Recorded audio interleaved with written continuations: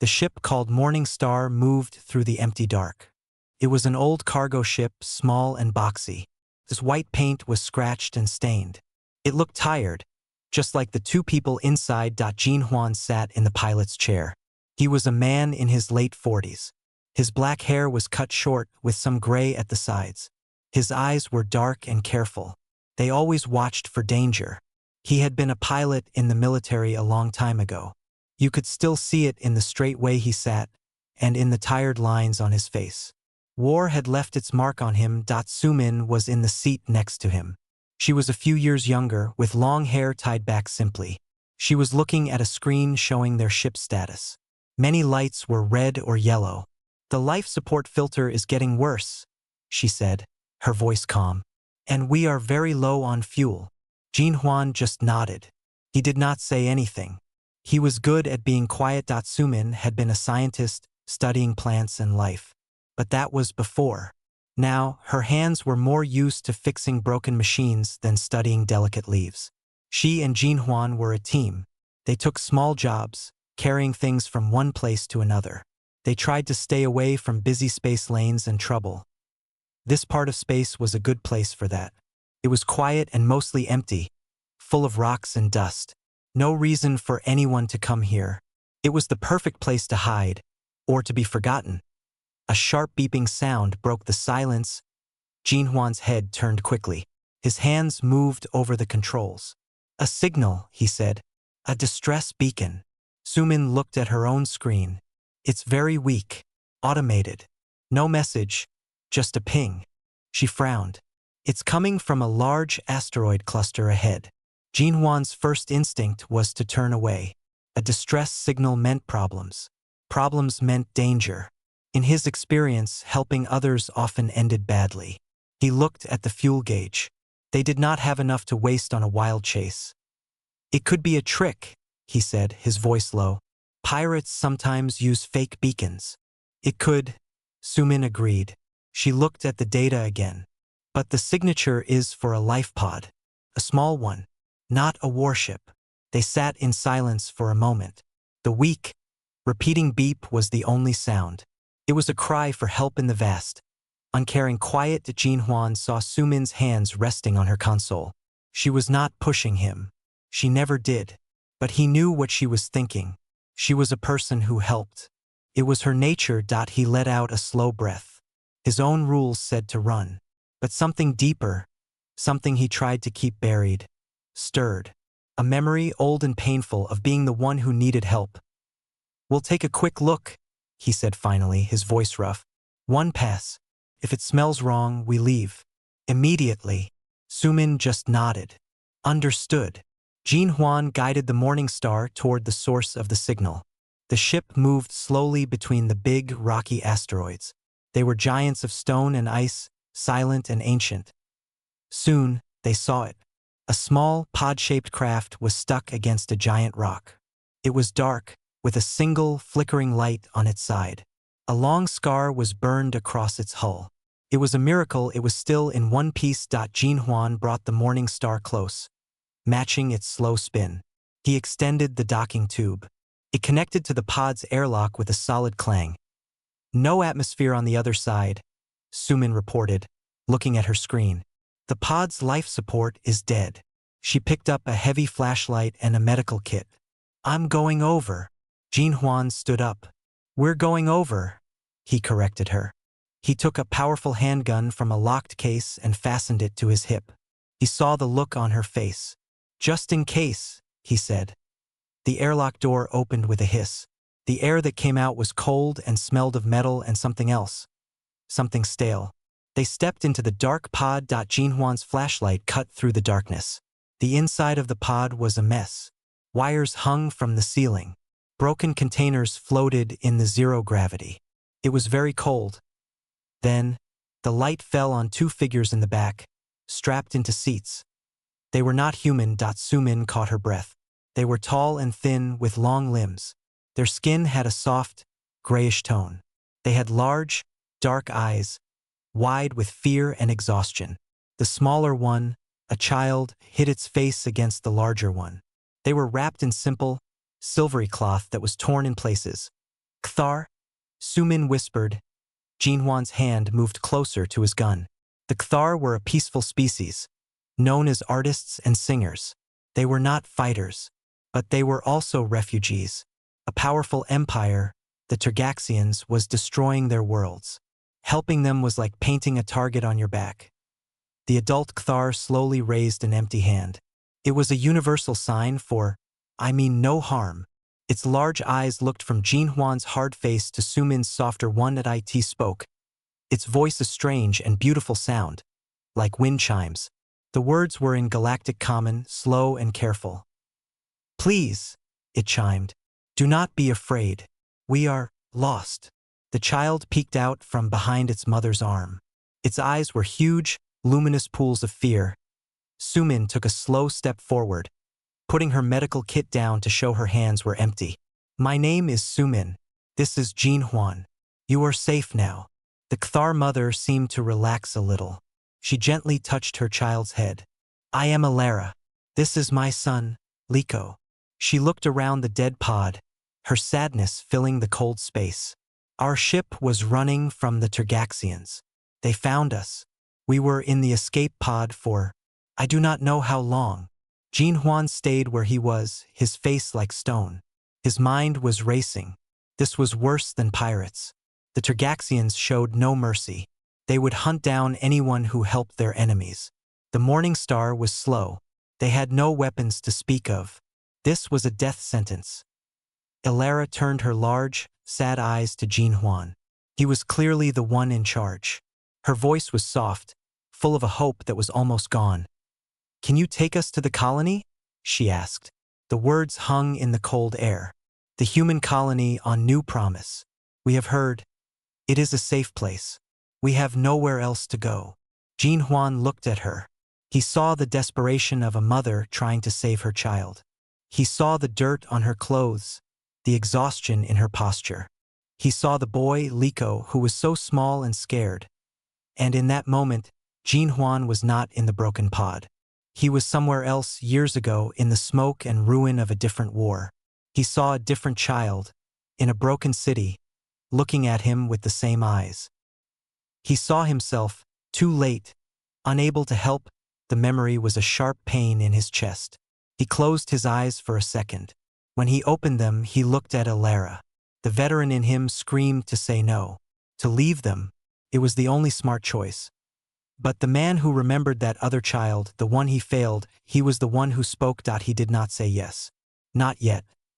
His voice was low and hard, like grinding stones. Only if you return, he said. The words hung in the cold, still air of the life pod. Only if you return. Alara, the Kthar mother, stared at Jinhuan. Her large, luminous eyes widened with confusion and a flicker of hurt. The beautiful, chiming quality left her voice, replaced by a flat, sad tone. Return? I do not understand. Return to what? Our world is ash. There is nothing for us there. Behind her, the boy, Liko, whimpered and pressed his face deeper into his mother's side. The sound was small and scared. Jinhuan did not move. His face was like a mask, showing no emotion. He kept his eyes on Alara, ignoring the child. Sumin watched him, her own expression tight with worry. She knew this version of Jinhuan. It was the soldier, the survivor, the man who built walls to keep the world out. Not to your world, Jinhuan said, his voice still low and rough. He gestured around them with his chin, first at the broken pod, then back in the direction of his own ship. You see my ship, the Morning Star. It is old. It is falling apart. We have little fuel. Our life support is failing. We are one step away from being just another piece of junk floating in the dark. Like this pod. He took a single step forward. It was not a friendly step. It was the step of a man making a business deal in a marketplace. A hard deal. The Tergaxians, he continued. They hunt you. If they find you on my ship, they will not ask questions. They will blast us into dust. They will do the same to the colony on New Promise if they think you are there. Taking you is like carrying a bomb. I am risking my ship, my partner, and my own life. He let that truth sink in. The fear in Alara's eyes grew. She knew he was right. So, here is the bargain, Jean Juan said, his tone final. I will take you to New Promise. I will run that risk. But you must return the favor. You must make it worth the danger. Alara shook her head slowly, a graceful, sad motion. We have nothing. No money. No possessions. Only the clothes we wear. Jean Juan pointed a finger at her. Not money. Your people. The Kthar. The stories say you are not like us.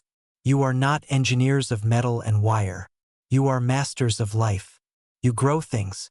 You understand living systems in a way we do not. Sumin's eyes shifted to Alara, understanding dawning on her. Her scientific mind was intrigued. You fix my ship, Jean Juan said, spelling it out. You use your knowledge. You make the morning star better. You heal its wounds. You make it stronger, faster, more alive than it was before. You return the life I am risking by saving yours. That is the price. You return the life for the life. Do this, and I will take you to your new home. The pod was silent again. The only sound was Liko's quiet, shaky breathing. Alara looked down at her son, then at her own long, slender hands. They were smooth and delicate, not the rough hands of a mechanic. She looked at Sumin, seeking some kind of softness.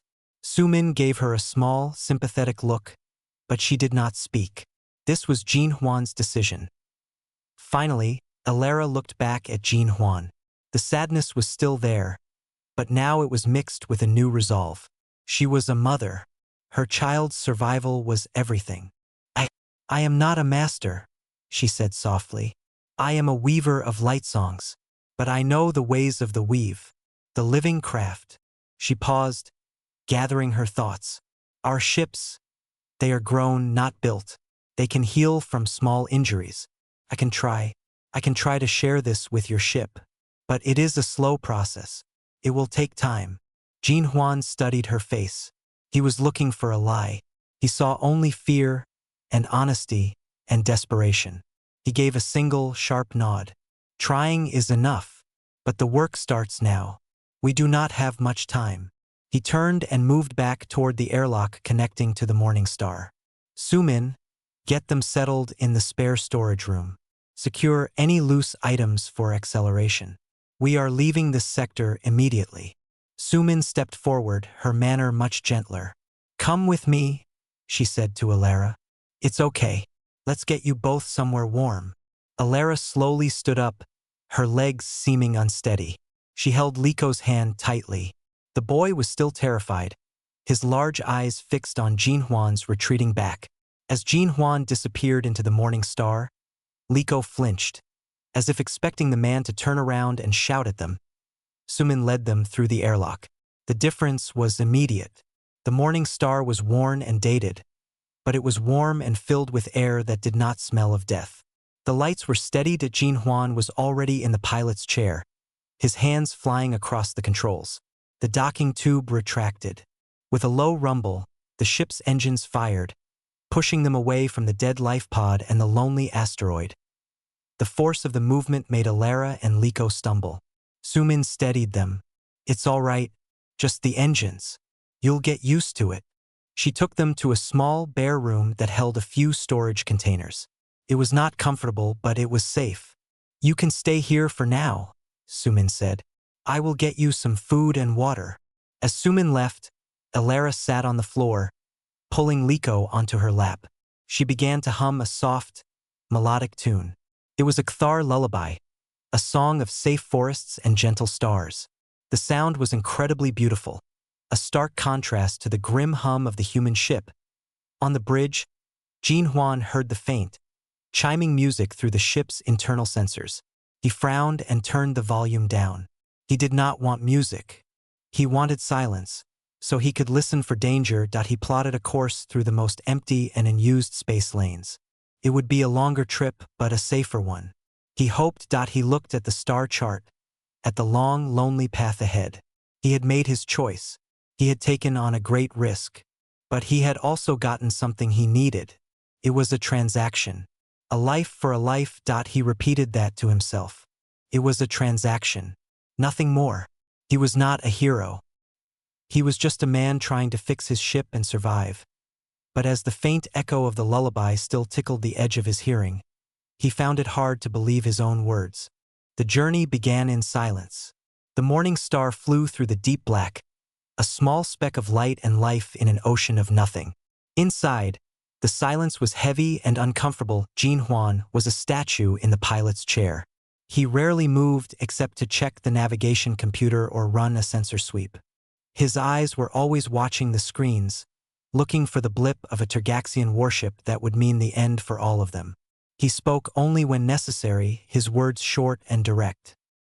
He was a man holding his breath, waiting for a disaster. Sumin moved through the ship, doing her normal work. She checked the engine readings. She tried to fix a broken heating coil in the living area. But her mind was not fully on her tasks. She was aware of their 2 passengers, locked away in the small storage room. She brought them food. The human food pastes were strange to the Kthar, but Elara accepted them gratefully. Liko, the boy, was hesitant. He would only eat after his mother tried it first. His large, dark eyes watched Sumin with a nervous curiosity. He did not seem as scared of her as he was of Jean Huan. When Sumin entered the room, she would often find Elara humming her soft, chiming songs. The sound was peaceful, but it did not seem to calm the boy completely. He was jumpy. The simple hum of the ship's engines made him flinch. The clang of a metal door closing would make him hide behind his mother. Jinhuan's heavy footsteps in the corridor outside their room sent a visible shiver through the small child. He saw Jean Huan as a danger, a loud and angry giant. After 2 days, Elara approached Sumin. "The bargain," she said softly. "I must begin my work. May I see the heart of your ship? The systems that give you air and warmth?" Sumin nodded. She led Elara down to the engine room. It was a cramped space, filled with the smell of oil and hot metal. Wires and pipes ran along the walls. A low, constant thrum vibrated through the floor. Elara walked slowly, her large eyes taking everything in. She did not look at the machines like a human engineer would. She did not look for loose wires or leaking pipes. Instead, she ran her long, slender fingers over the metal panels. She closed her eyes, as if she was listening. She stopped near a grill that blew out warm air from the life support system. She held her hand there for a long time. "It is sick," she said finally, her voice quiet. "The air. It is tired. It has been used too many times. It has no life left in it." Sumin frowned. That was not a technical term, but she understood what Elara meant. The air recyclers were old and inefficient. They could not scrub all the impurities out. "What can you do?" Sumin asked. Elara did not answer directly. She opened a small pouch she carried on a belt. Inside were not tools, but what looked like spools of thin, glowing thread and small containers of gel that shimmered with a soft light. She knelt down near a main air circulation pipe. She applied a small amount of the glowing gel to a seam in the metal. Then, with incredible patience, she began to weave the thin, glowing thread around the pipe. Her fingers moved with a gentle, practiced grace. It looked less like repair work and more like someone knitting or making a delicate piece of art. Sumin watched, fascinated. This was a biology she had never seen. Back on the bridge, Jean Huan saw a new alert on his screen. A minor fluctuation in the environmental system. His first instinct was suspicion. He stood up and walked quickly down to the engine room. He arrived to see Elara on the floor, her hands busy with what looked like silly, glowing strings on his ship's important machinery. A flash of anger went through him. "What are you doing?" he asked, his voice sharp and loud. The effect was immediate. Liko, who had been sitting quietly in a corner watching his mother, let out a small, frightened sound and scrambled to hide behind a large power converter. Elara looked up, her eyes wide. I am beginning the weave, as I promised." Jean Huan pointed at the glowing threads. That looks like a child's toy. This is a complex machine. You cannot fix it with string." Sumin stepped forward. "Jean Huan, just wait. Let her explain. Alara slowly stood up. She looked nervous, but she held her ground. This is not string. It is a living culture. It will learn the pattern of your machine. It will help it function better. It will clean the air. Please, you must trust the process. Jean Huan stared at her. Trust was not something he gave easily. He looked at the childish-looking threads and then at the scared boy hiding in the corner. This was what he was risking his life for. He shook his head in frustration. Just do not break anything, he grumbled. He turned and left, his boots echoing heavily on the metal floor. After he was gone, it took a long time for Liko to come out from his hiding spot. Later that night, Sumin could not sleep. She went to the kitchen area to get some water. She saw a small figure sitting alone in the dark. It was Liko. He was looking at a small view screen that showed the stars outside. The endless field of tiny lights seemed to hold his attention. Sumin moved slowly, not wanting to scare him. She sat down a few feet away. It's beautiful, isn't it? She said softly. Liko glanced at her, then back at the stars.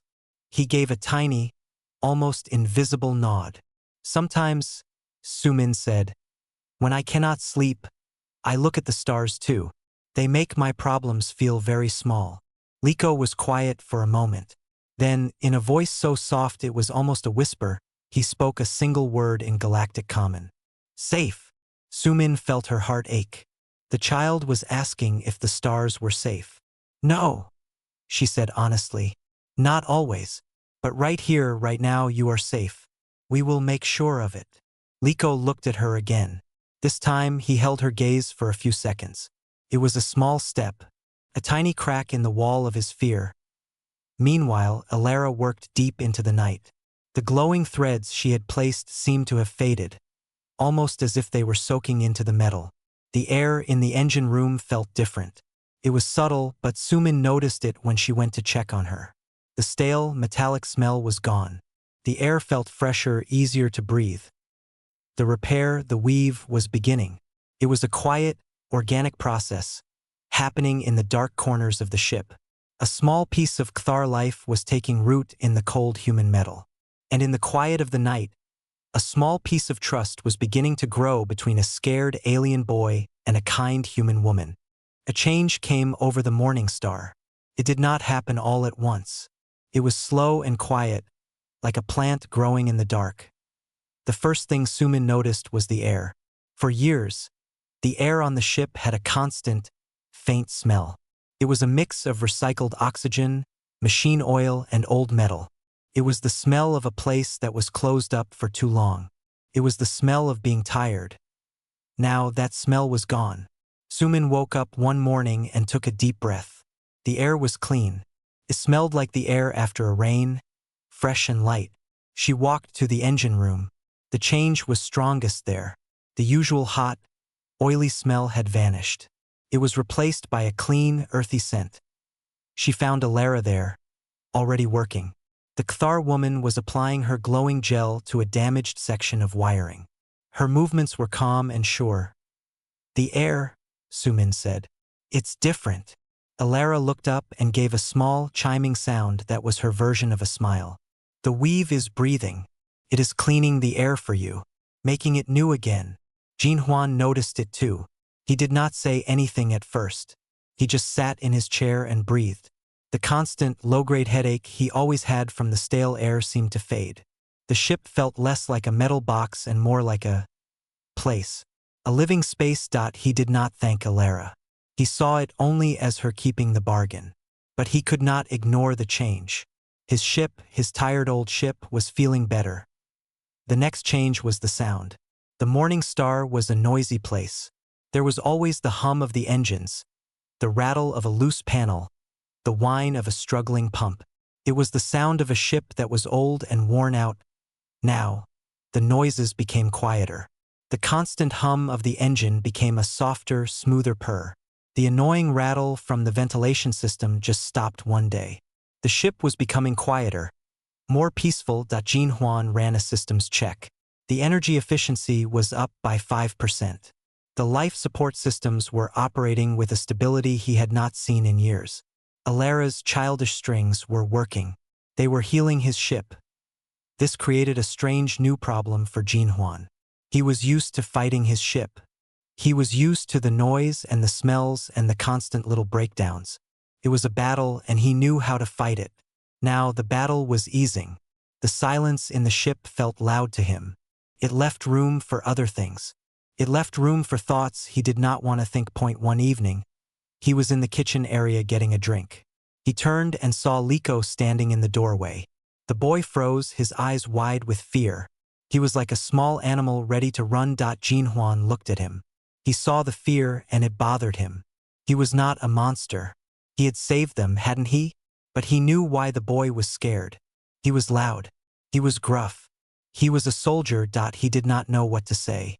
He just gave a short, stiff nod and walked past the boy, making sure to give him plenty of space. Later, Sumin spent more time with Alara in the engine room. She was fascinated by the Kthar woman's work.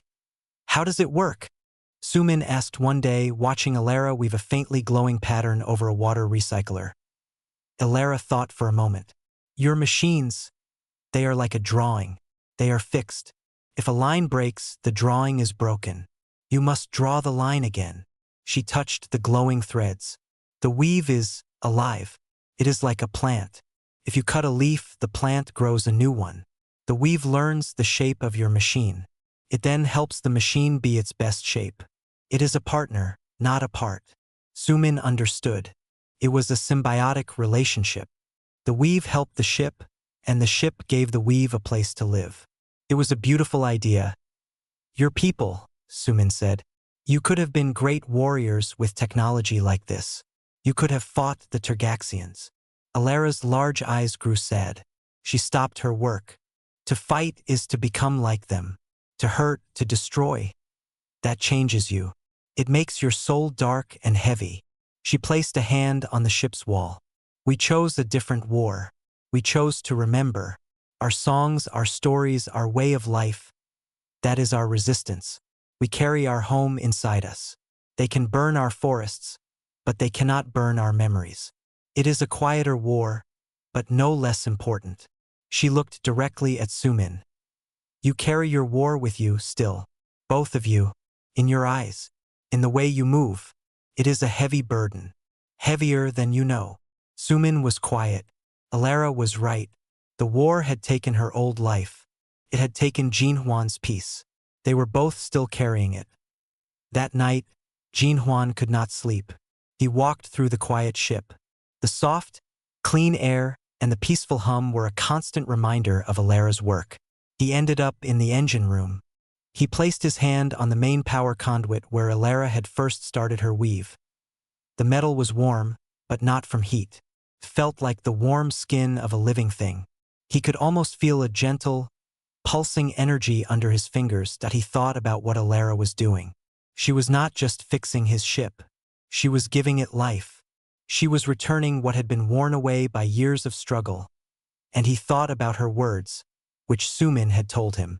It is a heavier burden than you know. He looked at his own hands. They were strong hands, but they were made for holding a control stick for fixing broken parts with force. They were not made for weaving life. He had asked for a payment, a simple transaction. But what was happening felt much bigger than that. He was not just a veteran transporting refugees. He was a man being shown a different way to live. A way that was not about fighting, but about healing. It was a quiet, frightening idea that he stood there for a long time in the dim light, listening to the soft, living breath of his ship.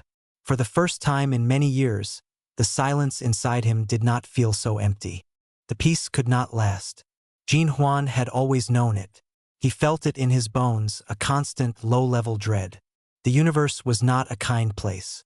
It did not allow for happy journeys. That he was in the pilot's seat, running a long-range sensor sweep, as he did every hour. For days, the screen had shown nothing. Empty space. Now a small, sharp blip appeared on the edge of the scanner.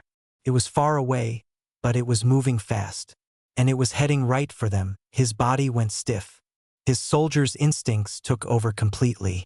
His hands flew across the controls, analyzing the signal. Sumin saw his posture change from across the room. Jinhuan? What is it? Contact, he said, his voice flat and hard. Tergaction signature. A hunter-killer ship. They've found us.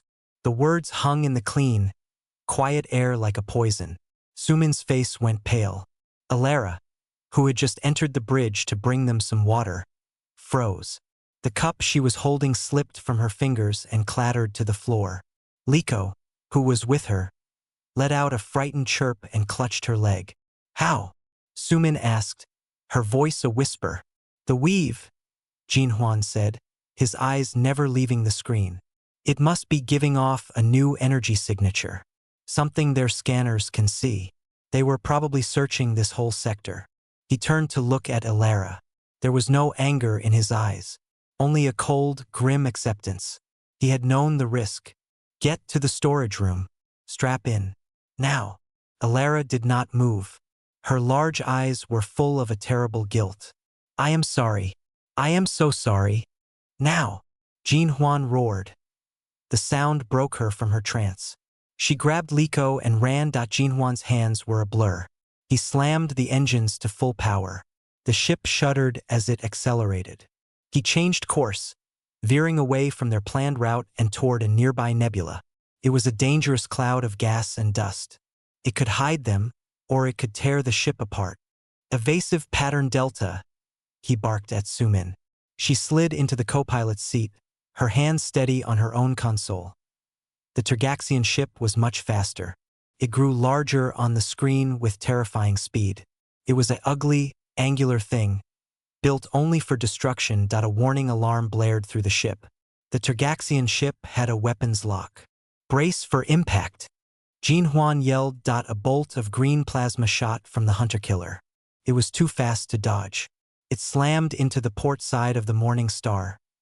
The ship jolted violently. The sound was a deafening roar of tearing metal. Red lights flashed across the control panel. A fire broke out in the corridor behind them. On the old Morning Star. That hit would have been the end. A hole would have been torn in the hull. The air would be screaming out into space.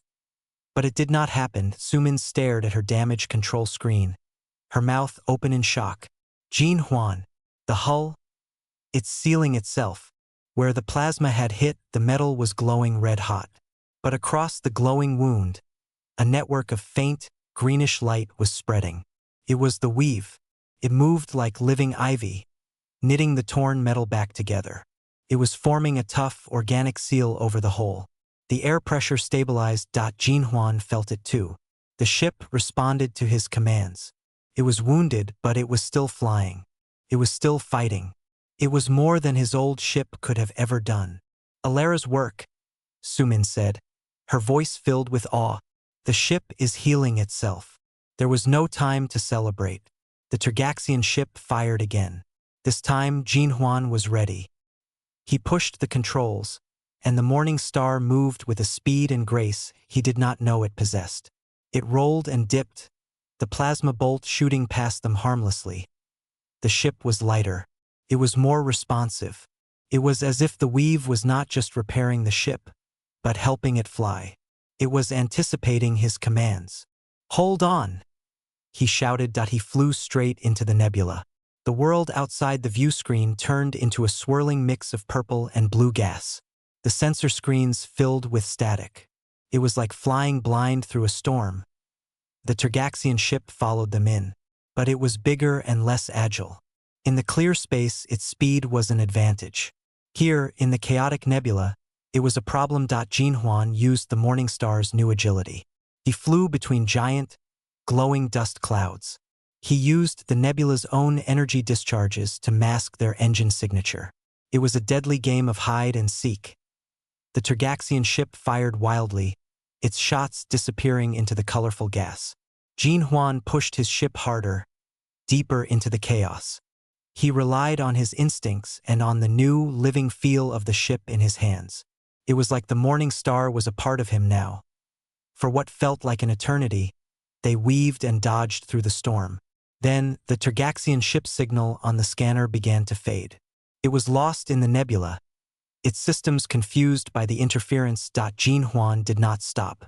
He flew for another hour until the nebula was far behind them and the scanner screen was completely empty. Finally, he cut the engine power back to normal. The ship was quiet again. The only sounds were the soft hum of the engines and the frantic beating of his own heart that he slumped back in his chair, his body trembling with exhaustion and relief. He looked over at Sumin. She was breathing heavily, her knuckles white where she had gripped her console. They were alive that he looked at the internal monitor. It showed the storage room. Alara was holding a terrified Liko.